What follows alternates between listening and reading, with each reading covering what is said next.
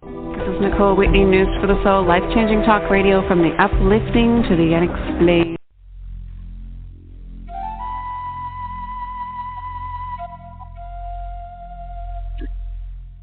Hear all of our previously aired broadcasts of News for the Soul online at newsforthesoul.com. Now let's get back to the show.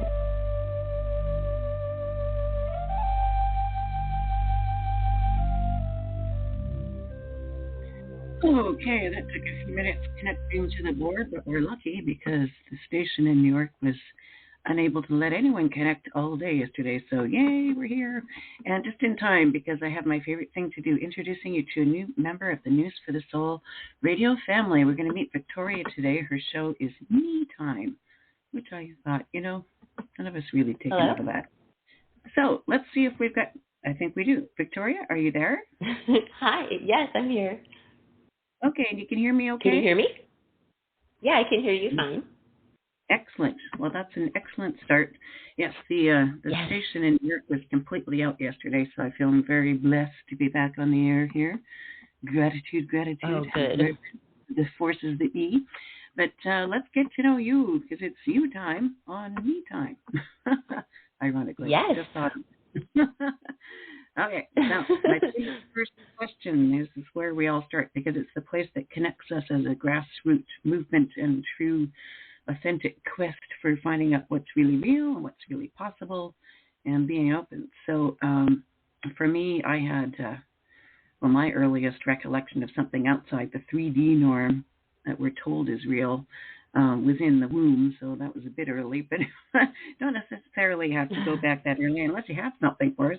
But I'm curious what your earliest recollection of an experience outside the 3D norm is. We like to hear the early ones and the most life-changing or fantastic or, the big ones, right? So wherever you'd like to start.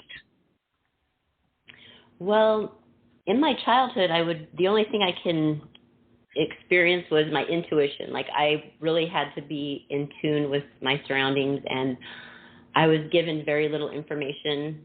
And later in life, I had a lot of experiences, and when I felt really lost is when I think I had my very first Beyond 3D, which I actually got to speak with some of my relatives that had passed that were just there to confirm that I am loved and I am cared for, and they are watching over me. It was more of just where maybe I was at a rock bottom spot of why am I here? And that really helped me, and it gave me the room to move on and see what my purpose is. And that one my whole life has just, and we like details on the memories because we want to kind of use I never really talk about that. Yeah, I haven't really told anybody my first question. Nobody does. And you know what? It's the one thing that we all should be talking about if we really want to know what's real and what's really possible. Like, it's weird to me. We do everything backwards. Anyway, so. But go back to it was very strange. Go back to what? Go back to the earlier ones, though, when you said you had to kind of operate intuitively out of need. For me, I went through a lot of abusive situations and stuff, so I think for me it enhanced my skills just out of survival and necessity, right? But what was going on for you? Yes. Well, I was at an early age removed from, my mom was divorced, and so I was giving a new family kind of, and with no questions answered, I had no idea what happened to my dad and what happened between my mom and my dad. I was just all of a sudden, and it was early, like 4 years old, so I don't really, I couldn't communicate. I couldn't communicate my concerns, and my mom happened to be going through her own things at the time, so I'm assuming I just was kind of left with all these questions and really a lot of fear for a little girl.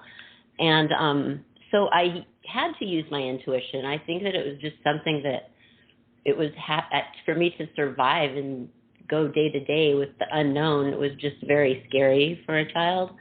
And I didn't really realize that until, of course, when I'm an adult and I'm having all of these problems come up in my life with relationships, and I've never really been able to have a successful relationship where I feel loved and it's give and take, and it's always been abuse and, just like kind of dark things that nobody wants to go through. So using my intuition has always been just me sitting back and observing, like the room, basically how they say, you can feel the room, and just watching how other people react and how other people are feeling. I can tell, especially around people who are close to me, like my family, that I can tell if somebody's having an off day or somebody's not feeling themselves. And when I'm in a relationship, if somebody tells me, well, this is what I did today, I can tell like something's missing. Not that they're lying, but it's always a conflict, because it's like I can tell that something's not being included in what they're saying, or just like sometimes it can get in the way. But for the most part, I used it as a guide to feel safe in my own environment and my own life. And one of the things that I've always had as strength with my intuition is faith. Like I am very open to believing that everything's going to be okay. Like it always turns out okay. So I think in my service and compassion life, I was a medical assistant working in the medical field for 20 some years of my life, always just happy to help people get through their illness or their injuries or whatever was going on. And it brought me strength to be there for other people. So I think that that's a huge part of my purpose, is to help others. And since I've been through so many experiences, I think that people respond to me and they feel that I'm compassionate and understanding to what they're going through. So it kind of sounds like you're describing being empathic predominantly. Yeah, I think I'm intuitive empathic. I haven't broken into anything beyond that. But I have certified for Reiki, and I'm working towards becoming a master. And the sound healing and everything, I just find joy. I think in my adult life, I've searched for things being my purpose that I also enjoy. And this has been a great past 7 years. I've even grown even more into who I am and who I'm supposed to be. And I've become really happy and satisfied with life. Love it. But I'm so excited that I can be out here and help other people. Yeah, exactly. Well, we'll get into the healing and stuff. We got a whole hour, so I'm still delving into... Before I dive into the healing, I just think that because of all my experiences going through, and a lot of the time I really was completely alone. I had no support system at some time, so I found myself in ways just internalizing, and with the faith that helped me. Otherwise, I don't know where I could be. Like, I know some people just, when you have one bad thing happen, it can just detour your whole life. And I've always been able to get back up on my feet and support myself and not rely on anybody, because I didn't have really anybody to rely on. And that causes loneliness, and then helping people can help me not feel so lonely. So I think everything just falls into place. I don't force things in my life. I think that I just follow my intuition, and if something is shown to me that I think will work and that will make me happy, that I'm just willing to try, because nothing is nothing is for sure in this life. That's for sure. But service and compassion has and there's been so much more my main... that we have to discover, right? Again, why this Yes. is the first question. Can you give us like an example story of when, using this empathic intuition and it was right and it worked, and, can you recall a specific wow moment or two? A wow moment. Let me think back experiences. Besides on a daily, I have to give a minute myself to think. No rush. come a little. I feel like space. We have time. Well, I believe when I meet people and I'm considering what level of friendship that's going to be, sometimes I just get the feeling that somebody isn't genuine or has my best interest at heart, like I do most people. Like I always have very good intentions. That's another strong word in my life.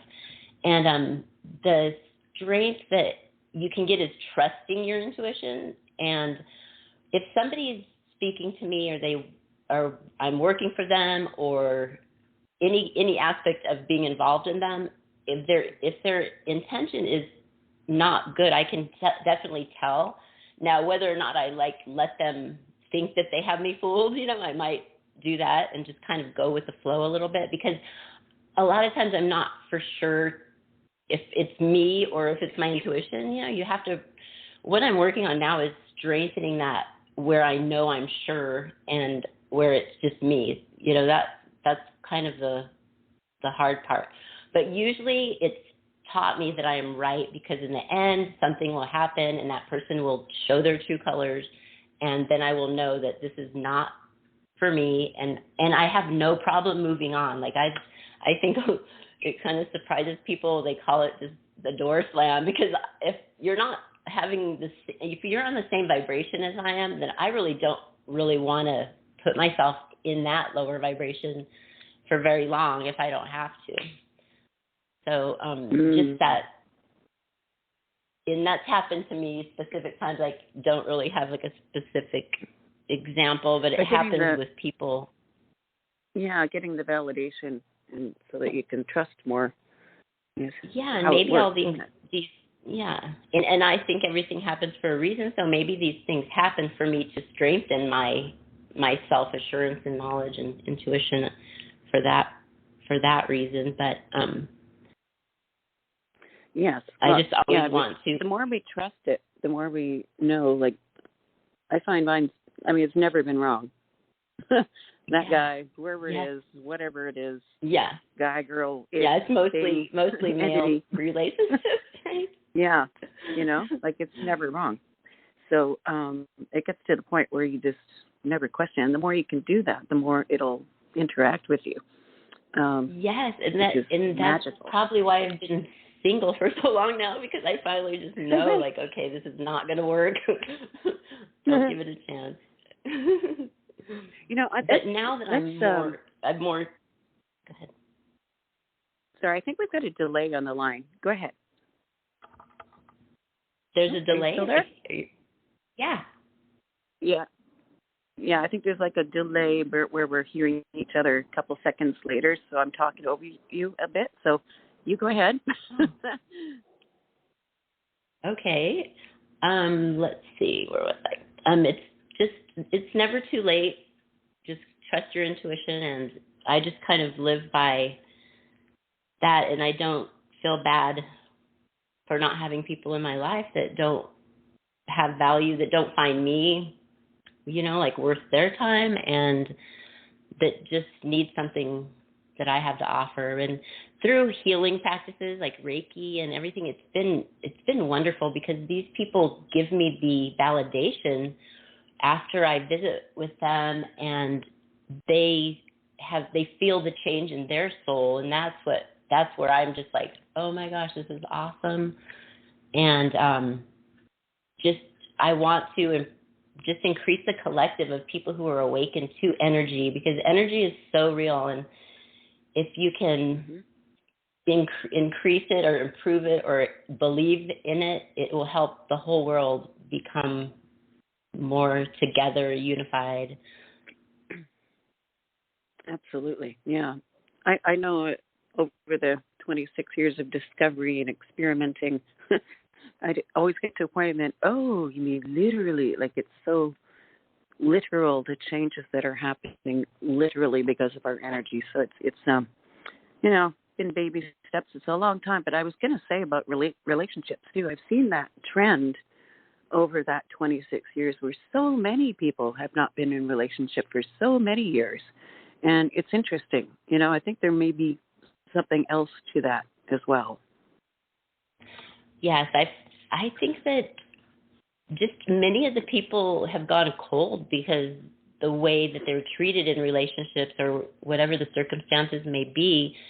And I think it's not that we stop caring, but one, we start caring about ourselves more, but at the same time, it may seem like you're not a caring person because you're not in a relationship, but people are just disconnected. And it's crazy because right now we can stay in touch is easier than ever with anything, like we're Skype, cell phones, like anything. And there's just a disconnect, and I feel it. And I definitely want a relationship. I always say, like, I have one more good love affair in my life. That would be awesome, But for now, I work on myself mostly and in relationships with others. But society in general has definitely lost something, and I've seen that through the work that I do.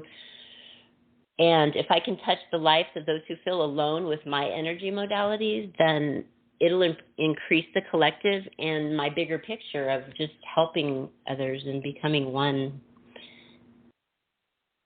Well, I have a additional theory, because I know for me, when I started this, I was a single mom, no parents or family or resources, or didn't even have, the assistance of ex-spouses or any of that stuff. So we were really alone. And but I was guided from my upstairs team, because I started listening to them fervently. They were pretty enthusiastic and specific, so we developed a strong relationship early on. And I was told blatantly to keep my energy insulated, to not bring someone in, bring your relationship in, because it would diffuse my energy. It's kind of like a cocoon as we evolve to the next level, and we're supposed to be insulating our energy and keeping it separate and work on ourselves and evolve. There's an evolutionary thing to it, I think. That's just my theory from what I went through. That makes complete sense to me. I have had times of complete where I don't feel alone, but I've just kind of separated myself. And I know they call it isolation, I guess. I don't know if that's like a healthy term, but it's almost like isolating your energy and only sharing it. But those times are probably the times that I have personal growth and, feel the most secure and that I do have a purpose here in this dimension. Yeah, I was told very specifically that it would have affected the growth and path of News for the Soul, and that was my primary, other than my kids, obviously, my primary objective was to, stay on task, and, I couldn't bring anyone else's energy in. It's interesting. Yeah, even I always say, like, having my daughter at such a young age, she's been my angel, because she was my purpose for so long, like, just to have a job, to have medical insurance, to keep, my life together. It was always for her and for us together. Yes. But otherwise, like I really started out with a really bad relationship at a young age, and it kind of threw me for a loop. But I had that survival mode. I was in that for so many years. And so I don't know, like, when you say you were told, I mean, I love that. I wish I could say that. I just think that I call it my intuition. Like, I just listen to my inner self. And the time I was told it was a different experience with my Beyond 3D experience. Was I was driving, and I literally had this scene with these people, and they were just my relatives, and they were just so lovely. They were having fun. Like, they like had joy about my life and all the experiences and how I've handled my life. And it just made me feel so good. It was crazy. And then I just kind of like I wasn't like asleep, but I was still driving, and it just happened. I don't even know how long it took. It was just one of those things, and I don't know if it'll ever happen again, but I just think that when you say I was told these things, it's like it's awesome. I believe it's just for some of us it doesn't happen as often, I guess. But I pay attention all the time. It sounds like that was very pivotal timing, that when you had that experience with your relatives sharing with you. Yes.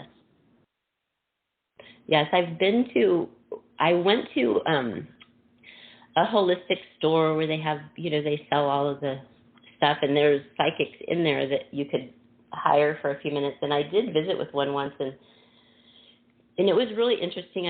I was skeptical, I guess. I didn't know for sure, but I was just willing to try. And I had some energy clearings through the psychic realm that were really helpful.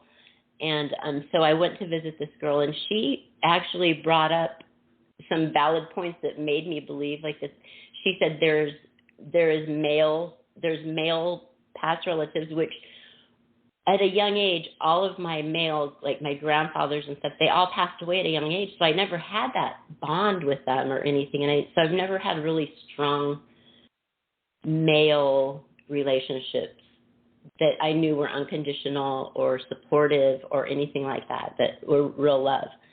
So that was always where I was lost. So her saying that they're there and they are watching over me was another huge, just validation for me. And I think that is probably what I was lacking most in my life. That was maybe they're in my intuition. I don't know how that works, but it's been interesting with the psychic realm, because I do go there actually internally into there before I would go to a psychiatrist or somebody like that doesn't really know me, and I don't know what they've been through. I always relate to people who have been through things similar, and that's where I get my belief, where I can have actual faith that what they say is definitely true and their experience. Yeah. So when it comes to the fatherhood, the roles that we usually have as girls in life, I didn't have that. So I was always probably a little lost in the whole trusting and things in relationships. Mhm. Yeah, no, I can relate to that, being adopted and then not having any kind of traditional role models. Right. So yeah, but yes, and when you're young, you feel so alone when you're young, and when you're growing through it, you just don't really know who to turn to. So just having validation from that was great, that they're there. And then the next thing, when that happened, it was more acceptable. I was like, yes, they're there. They're happy for me. Very powerful. Well, and you can probably learn to reconnect with them anytime you wanted. Yes. Think about it. I know they're there. As well. Yes. So let's talk about healing. How did you get into the next layer of your empathic and intuitive and going through the waking up process, and what led you to the first energy thing, and what was it? Well, I was always being told in my work, in my just in-home health and medical assisting and stuff like that I have my energy. People would just bring up, you have good energy, and I feel so glad, and you make me feel so good, or just the way that I affect other people was impactful. And then I had heard about Reiki, or I probably looked up energy healing and just started looking into that and what that could mean for me and my purpose. Always searching for the purpose.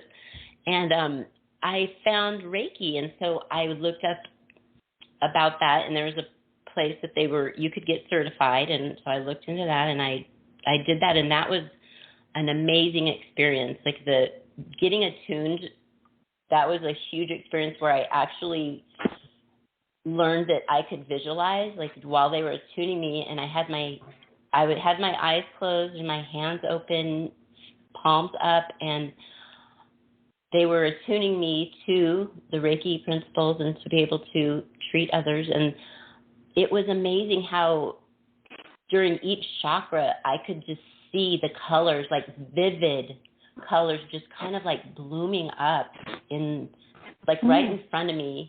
And I saw like off to the side a table with 3 people that walked in and they sat down at the table, and it was 2 men and a woman, which I find out are the Reiki masters of the lineage who started Reiki. There was a woman and 2 men, and that was like really an awakening time for me. But afterwards, after each attunement, there was a group of us, and everybody would just tell their experience of what they experienced during that. And mine was always just like, oh my gosh, I just saw these yellow flowers just blooming in front of me. And, you know, like they really didn't respond much. I at least I thought that they think I'm making it up or something, but I really wasn't. It was just amazing.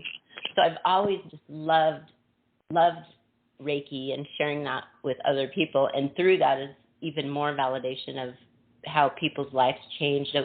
One of my clients was anxious driving, and he like would go to the grocery store and just hate to be in line in front of other people, and just didn't want to associate or talk to them, and just not liking that.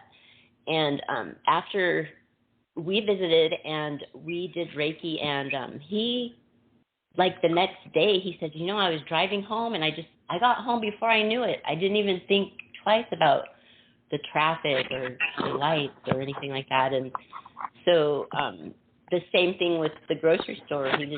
He didn't feel the same anxiety level that he felt with not having the Reiki treatment. So it does work. It's amazing if you're open for it. And one time, my best friend was going to court for something in another town, and she, I knew, would be so nervous, and I'm always supportive, but I said, I'm going to sit down and I'm do some distant Reiki, which I was fairly new to, but I sat there and I did it with myself. And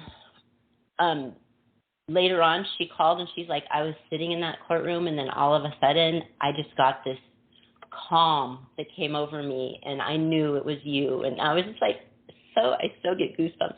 I was just so thrilled that is actually something that I can offer people. It's amazing. It really is amazing, isn't it? Yeah. So how else has your life changed since doing that Reiki attunement? Well, I sat down and I'm like, well, I want to do this for my living. So I started a business, and it's just sole proprietorship right now, but I do Reiki, and I also was certified for sound healing, which is tuning forks, crystals, chakras, just all of the things energy is what I love. And I just have been gaining clients through word of mouth and some advertising and meeting other people. I've been to a cacao ceremony. I met people there, just getting involved with people who are also involved in the intuitive energy things. And there's so many people with different modalities. I just realized that I don't have to do something that everybody does. I can have my special thing. So I do Reiki, and I also have a special session where I call it my energy session, where I do use my hands, because I believe that I have special energy that I can release through touch. So the 3 touch modalities that I have chosen are touch, like massage, also scratching is a modality, and just light touch. And in bringing those 3 things into my session, it does amazing things for people's soul purpose, just for the way they feel on a daily. They know, it tells them that, wow, this is important, like touch, whether people aren't connecting with them in their lives, whether people don't go get a massage every month. And, it's so important to be touched. I mean, our skin is the largest organ on our body, and there's just such a disconnect. Again, I go back to that with the COVID and all that. Nobody's touching, nobody's wanting to be close. And it's so important. It does something when you are touched or just like shown affection. So I'm really big on that, and that's been probably my biggest success of a session, because people come back because it's not, maybe their spouses aren't showing them affection in their life, or they're just not feeling like they're getting the attention they need, when just one session of just being massaged or scratched. I mean, the things that come up, you figure the nerves that are reacting when you're being touched, it goes to your brain, it goes to your senses. I've been told you get feelings of like the anticipation, or just like the connection between your mind and your body and your soul. Just like when I perform Reiki, I do the 3 levels: your body, your soul, and your spiritual. And I can feel the levels and the impressions of where they are and how clear it is, or where there's blockages. And being touched is a huge part of life that nobody's doing anymore, I guess. Whenever I'm around people, I'm really touchy-feely, like with my family and my sisters and stuff. We're just like always, just grabbing, and we always make fun of each other because we like buns, like people's butts are always just like an obsession in a good way. But that's always what I say, like, if I with somebody and I feel like a special connection with them, and I'll be like, I'm sorry if I just like grab your butt, it's just because it's just me. It's nothing personal. All right. But you definitely, yeah, I know it sounds really strange, but it's just definitely, I don't know, maybe it's an area. But yeah, I just like to touch you're right. the lives. It's part of who we are, and it's been controlled in a weird way. So I have never heard of this scratching business. This is the first time. What the heck is that about? The scratching. Okay, well, it's just it's a touch therapy. There's different modalities. It's dermal. I call it the dermal, and the epidermal is just the fingertips. So you have the therapeutic, which when you go get a massage and you get all that. But I'm like the only one I think that does it. I actually looked online. There's a place in Florida that does it. They're called the Scratcher Girls, and they have a wonderful business, but it's definitely something that not very many people have heard of. And I've just incorporated it into my treatments, and it's been great. And just after, it's stimulating for your back, and just like everybody's mom or grandma scratched their back when they were going to sleep. I think like there's usually something that comes back from childhood with scratching. You don't have anything like that? Interesting. So how do you think it has amazing healing properties. So how did you hear about it? Well, I heard about it from an old friend that was doing, she actually helped me think of to create the whole session when we were talking, but it's just scratching backs, it's like, I don't know how it came up. We just came up with it and added it to be different. And then I didn't think it would be anything special, really. I mean, it was really not anything I planned to become such an important part that people would come back for. But it is. And then as a child, even everybody, I remember my dad and my sisters, like my dad would always be like, scratch my head, rub my feet, scratch my back. You know what I mean? And we would always just be running the other direction because nobody wanted to do that. But then it just is definitely comfort. It's a comfort. And if you're in an environment that you're healing and you trust the person, and there's no reason to be nervous or ashamed or like embarrassed or whatever, just to be scratched. It sounds really strange, but it definitely is wonderful. Well, it makes sense that it would move energy in a different way. So yeah, it makes sense. It has. Yeah, it has totally opened my eyes to touch, and it's weird because I've always been like that. Like touchy-feely kind of person. Like holding hands is so intimate to me. Like when I'm dating somebody, I don't like them to hold my hand too soon. It's, to me, that just is just that connection has been always very powerful.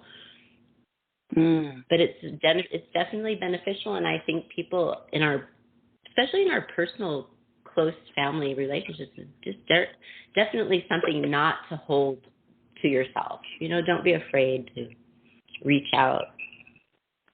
Maybe it'll open up your senses to your intuition or to something special that, we all have special talents and hidden things that we've forgotten.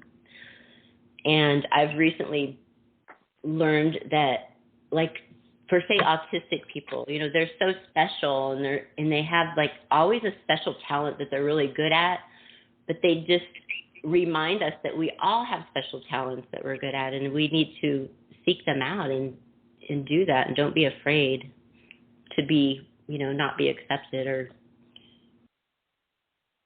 to disconnect from people that. I'm just keeping one eyeball on the time here. We haven't talked about the sound healing aspect. How did you get into that, and how does it work specifically?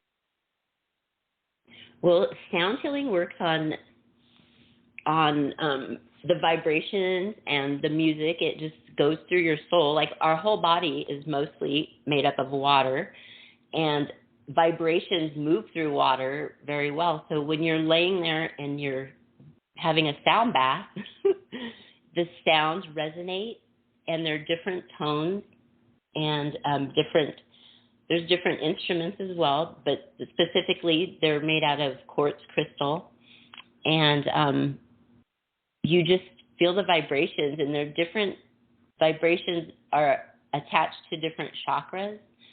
So it is a good way to clear your chakras and to become more balanced in your life. And I can just intuitively, and while I'm playing my bowls, I can tell, like, if there's certain chakras that are blocked from people, I will just keep playing that one until it clears and it's smooth. And people, it's crazy because I'm so into it, but there's some people who do not know what sound healing is, and I'm going to be talking about that more and sharing that more on my show, and just to get that out there, because it's a great modality. I really believe that healing, like sound, is going to be the new medicine, because it's really so helpful, and people come to sound healing and realize, it helps. And I just want people to like get off the medication and, help their blood pressure and just things like that we don't need a pill for, because sound can help you and heal you and work through those blocks in your body that are just unconsciously there, but they're holding you back. Yes, well, we've learned over the years how powerful sound is and how important. What kind of overall transitions and changes have you seen in your clients as you work with them? Well, just from amazement to relaxation. Or some are just like, oh, it's so relaxing, but it does something to you, and you might not feel it immediately.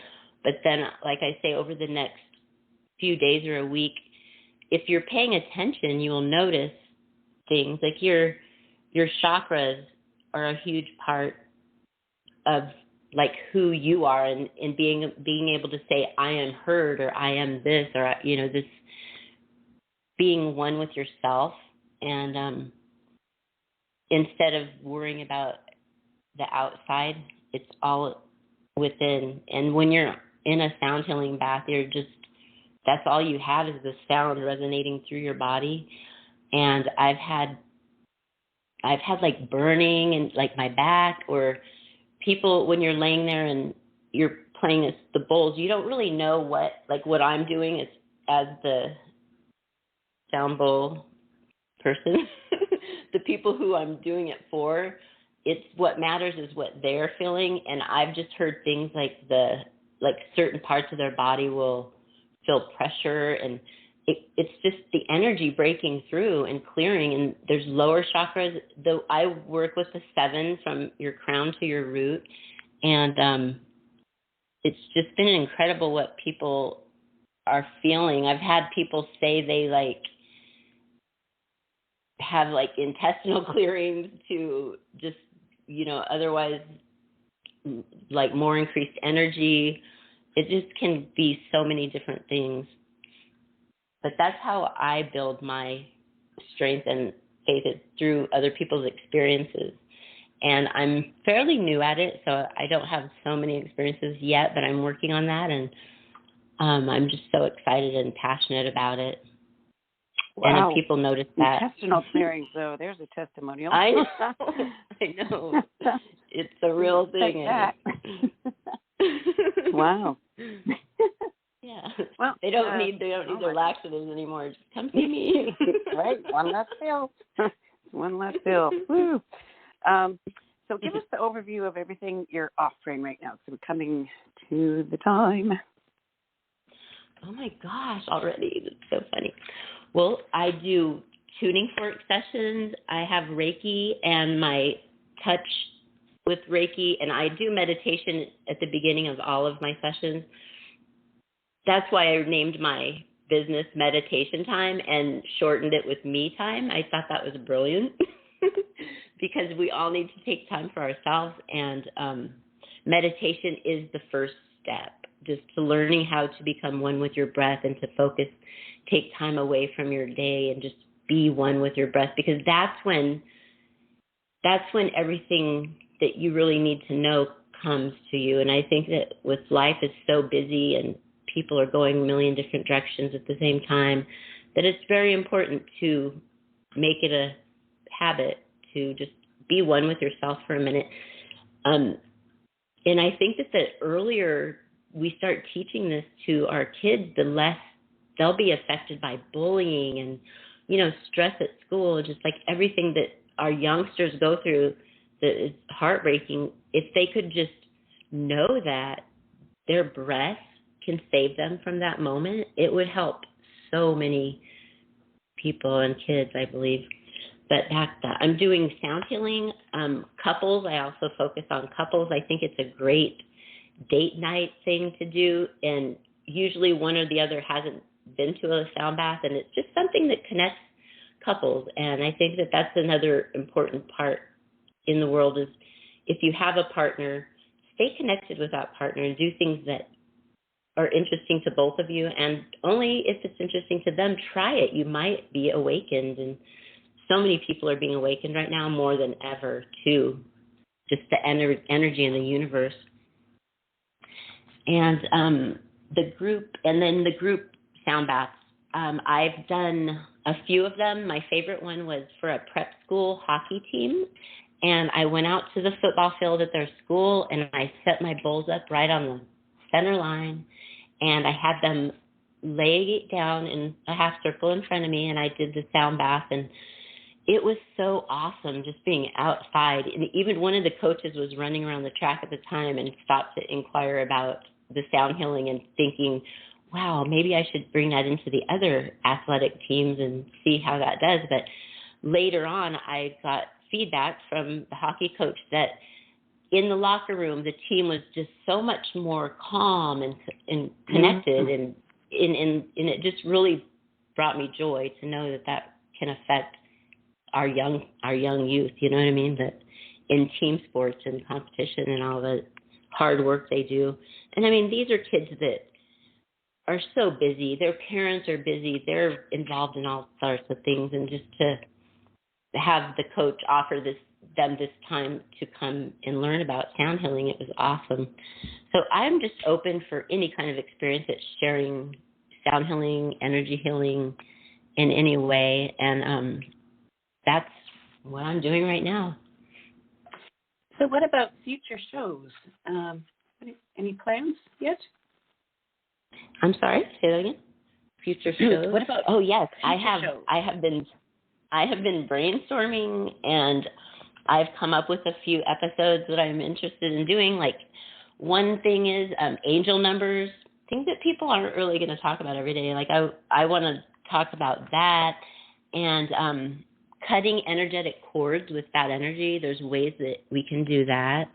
So I will be talking about that, but I also will have guests that will come talk to me about their different modalities and everyday people. And I'm not going to have famous people with me, but but I mean, these are the people that I've gained and that I respect. And I think that there's so much to talk about. I'm just so excited about this foundation of being able to do this.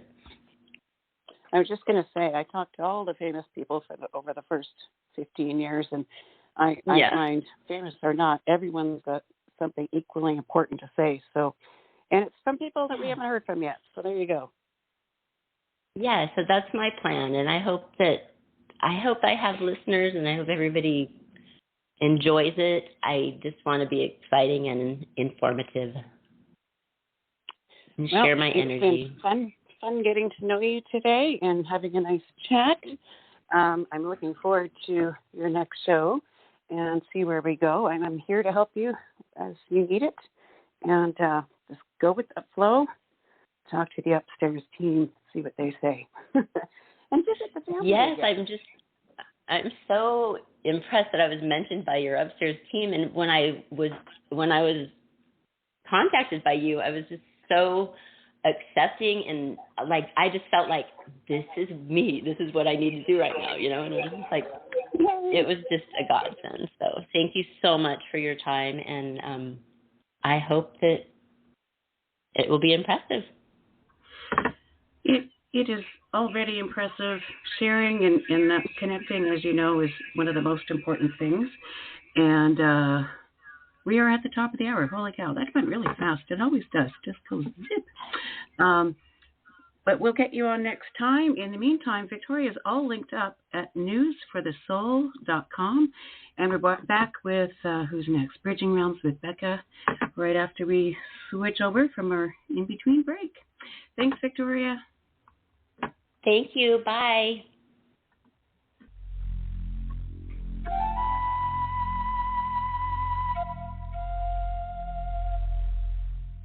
Hear all of our previously aired broadcasts of News for the Soul online at newsforthesoul.com. Now let's get back to the show.